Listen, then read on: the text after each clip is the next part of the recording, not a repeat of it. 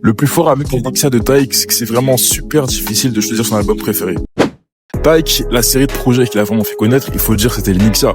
Il a sorti 3 tomes, dont le dernier en février 2019, à l'hiver 2019 en tout cas, qui était vraiment très très très bon. Et le plus fort dans ces projets-là, c'est que pour moi, bien qu'ils sont tous différents, ils ont tous leurs valeurs, ils ont tous leurs plus, et au final, chacun peut se retrouver un peu dans chacun des projets. Donc pour déterminer quel sera le meilleur tome, c'est super compliqué, chacun a sa réponse différente.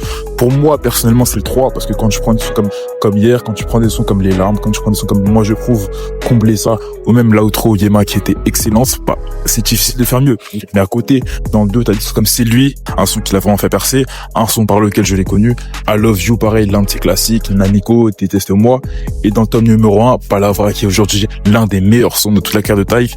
Donc c'est vraiment difficile. À côté, la mienne, Le Verre de Trop, Premier Juré, bien sûr, évidemment, qui fait que le projet est vraiment assez complet. Et tous les projets, bien que à chaque fois, explorant un peu l'entièreté du délire Taïk, ont su apporter quelque chose. Ce qui fait que pour moi, bah, c'est aujourd'hui ses meilleurs albums.